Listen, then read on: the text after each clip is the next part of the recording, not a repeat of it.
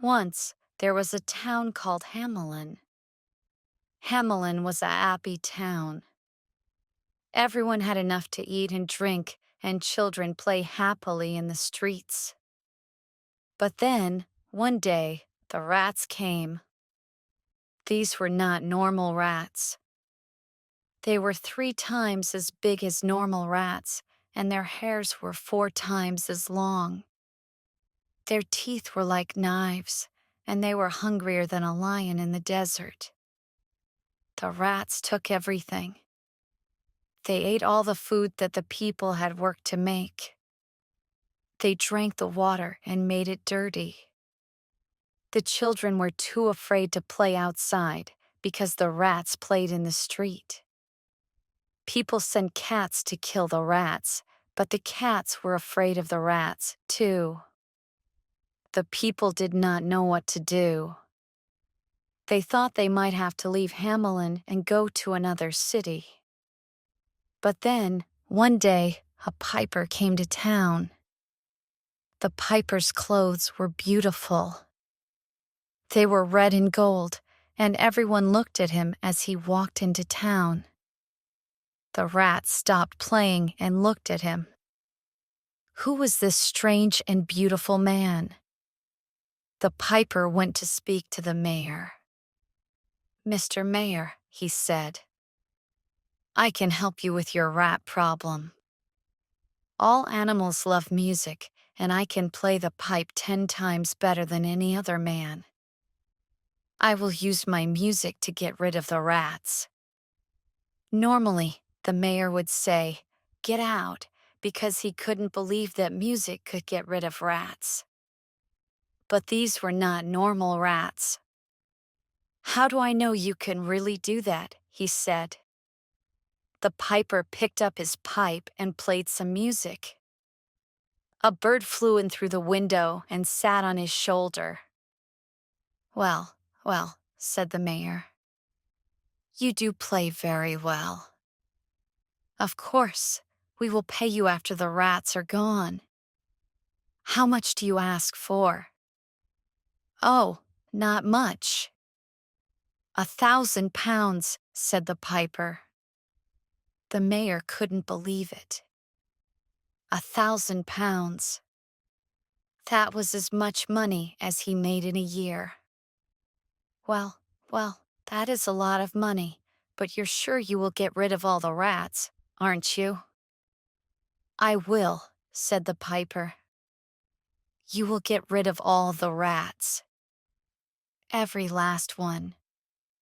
And then we will pay you £1,000. Yes." "That sounds good," said the piper. "Just to be clear, you will get rid of 100% of the rats. Yes." "Can I start now?" said the piper. "All right then. You can start whenever you're ready." "Thank you." So the piper went into the street and played his pipe. Immediately, all the rats stopped eating and playing and listened to him. They ran to the piper. Soon, there was a big circle of rats around him. The piper changed his music, and the rats moved into a line. All the people watched from their windows. The piper played his pipe and walked through town, leaving the rats behind him. As he walked, more and more rats came. The line was very long, and it was hard to see the end of it. The people said, "Where is he leading them?" They thought he might lead them out of town, but then they would just come back. But no! The piper led them into the river. Of course, the river wasn't very deep, and the piper was tall, so he could walk in it and still play his pipe. But the rats were not so tall. The piper led them into the river, and they couldn't swim, and so they drowned. One by one, the rats followed him into the river and drowned. The people watched and cheered. The mayor watched, but he did not cheer. Every last rat drowned, 100% of them. Afterwards, the mayor sent his men into town and asked them to find more rats. He was sure that one or two rats had not heard the piper, but they couldn't find any rats. The piper had done what he said. He had got rid of every last one. The people gave the piper food and drink, and they sang songs and played music all night. The next day, the piper went to the mayor and asked for his money. "Ah," said the mayor, "you see, there is a problem. I asked you to get rid of every last rat, 100% of them. But you didn't. There was one you did not find." The mayor opened a drawer and took out a rat. In the night, he had sent one of his men to another city and told him to bring back a rat. Of course, this rat was much smaller than the rats of Hamelin. It did not have long hair or teeth like knives. "That rat came from somewhere else," said the piper. "I know I drowned all the rats. But if you like, you can pay me 900 pounds instead of 1,000. He laughed. "Just think. That rat cost me 100 pounds. The mayor cleared his throat. "I am sorry, but I don't think you understand business. You told me that you would get rid of every last rat, and you did not. So I cannot pay you any money. Sorry, that's just how business works." For a moment, the piper said nothing. The mayor was afraid. Could this man hurt him? But no, he was only a piper. And the mayor wasn't a rat. "Are you sure you want to do this?" said the piper. "I will pay you 100 pounds, said the mayor quickly, "and I will give you a full bag of food for your journey. And don't worry," said the piper. "I won't need it where I'm going." And the piper walked outside. For a moment, the mayor felt better. He had got rid of the rats, and he didn't have to pay the piper any money. But then, the piper started to play. He stood in the streets of Hamelin and played a very different kind of music. This time, it was the children who came. They stopped playing and all ran to the piper. The mayor thought this was nice, but then the children moved into a line. The piper played his pipe and led the children through town. Every child followed him. Every last one. The piper walked out of town and the children followed. The mayor watched and could not believe it.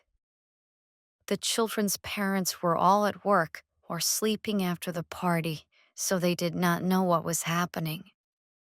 "Stop, stop," cried the mayor. He ran into the street, but the children did not stop. He pulled at them and told them to go home, but the children did not listen. They could only follow the piper. The mayor tried to follow, but he was old and afraid. So he went back into his house and shut all the doors. Then he hid near a window and watched. The piper led the children up into the hills. He led them through the forest. Finally, he led them to the mountain. The mayor thought that he must stop here because the mountain was tall and hard to climb. But as the piper played, the mountain opened up. It opened like a door, and the piper walked inside, and of course, the children followed him. One by one, the children of Hamelin disappeared with the piper into the mountain. Later, the parents came home and saw that their children were gone. But 3 children came back to town. One of the children had a limp, one was blind, and the other was deaf. "What happened?" asked the parents. "The piper played his music," said the boy with the limp, and all the children went to him. "I tried to follow, but I couldn't. When they went up the hills, I could not climb because of my limp. I followed them to the forest," said the blind girl, "but then I got lost. I could not find the way because I am blind." "I did not hear the music," said the deaf girl. Actually, she said it in sign language, and her mother spoke her words. All the children danced and followed the piper, and I thought that was strange. So I followed them to see where they were going. When they came to the mountain, it opened up and they all went inside. They just disappeared.